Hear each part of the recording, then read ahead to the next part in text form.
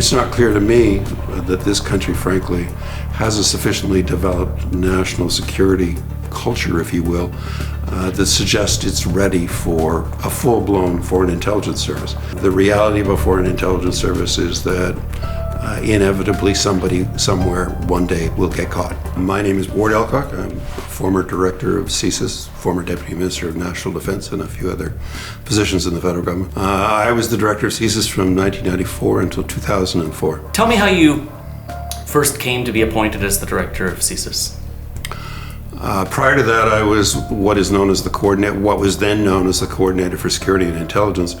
That's the position that ultimately was renamed in 2004-05, I think, as the National Security Advisor in the Privy Council office in Ottawa. In 1994, I left the position of coordinator of security and intelligence and deputy clerk of the Privy Council office and became the director of CSIS. Can you describe for a layperson what the director of CSIS is responsible for? The director of the service is essentially the deputy minister for CSIS, although the relationship the director has with the service is rather different than most deputy ministers. In fact, it's much more like the chief of defense staff. Essentially, the director has the power to hire and fire CSIS officers. And is responsible for the management of the service, responsible for reporting to the Minister of now Public Safety. There has been a lot of discussion lately, I've noticed, about whether or not Canada needs a separate foreign human intelligence agency, and I know that you have some views on that. I was wondering if you could describe what the issue is and what your position on whether or not that is something Canada needs. That's a complicated issue. It is sometimes treated as very simple, and if you want to say yes to it, then you can simply say yes and move on. We should have a foreign intelligence agency, and it should collect intelligence that's useful to the government of Canada. It's complicated because of the service's role, the implications for the service, and the implications for Canada, frankly. The service does have the authority to collect intelligence outside of Canada, i.e. foreign intelligence, where that intelligence is threat-related intelligence. So in respect of counterintelligence or counterterrorism, the service has the authority to collect foreign intelligence outside of Canada. It also has the authority, when asked to do so, by either Foreign Affairs or the Department of National Defense, to collect foreign intelligence that is not threat-related intelligence in Canada. That may sound like a non sequitur, but the reality is that in point of fact, there is really only one place where foreigners think about a country all of the time, and that is within your own country. And so the collection of foreign intelligence inside Canada, or indeed inside many other countries around the world, is actually a fairly common practice. So the service does have fairly broad responsibilities already.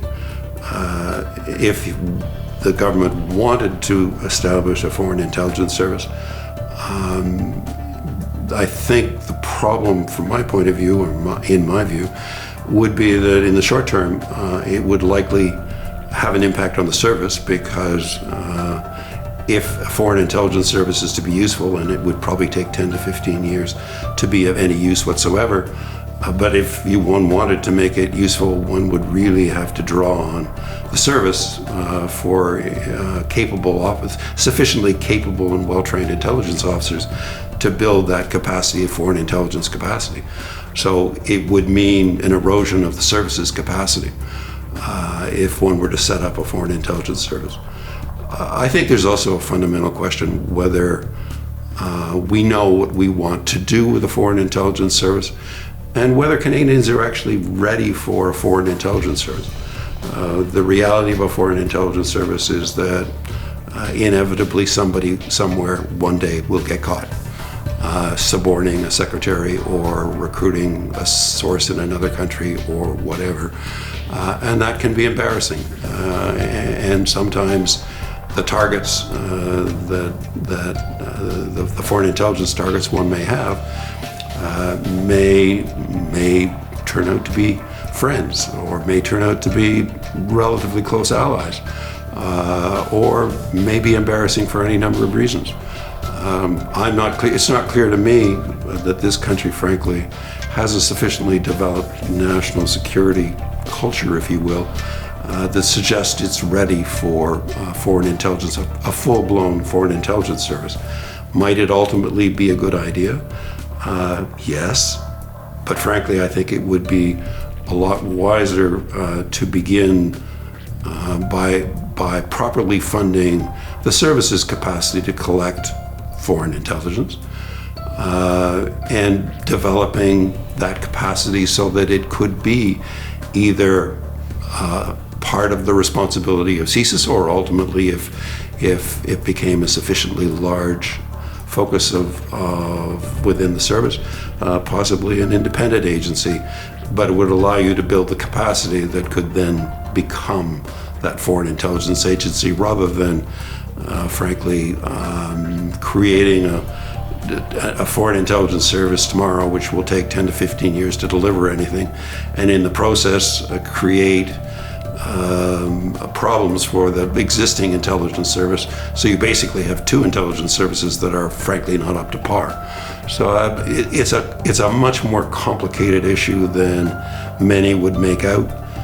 And it frankly, to me, it is simply not a priority at this point in time, when we have relatively limited budgets and we have much larger problems.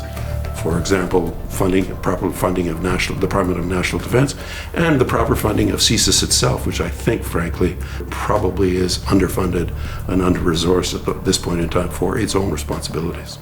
You mentioned intelligence culture in Canada and perhaps the lack of an intelligence culture in Canada. Can you describe what you mean by that and why it matters? Well, I don't think we need necessarily to aspire to the culture exists in the United States, for example, in terms of intelligence. But I think we have to get used to, and Canadians need to get used to the idea of collecting intelligence and the work that goes into collecting that intelligence and being prepared to support it. I think for most Canadians, threats to national security are things that happen in other countries. I think we are both insulated by our position in the world and our geographic position in the world, and a relatively peaceful country. And so we don't think about threats from other countries. We don't think about threats to national security. I think we need to spend some time properly funding CSIS, properly funding national defense, and beginning to build more of a national security culture without aspiring to overreach, or without aspiring to a full-blown national security culture.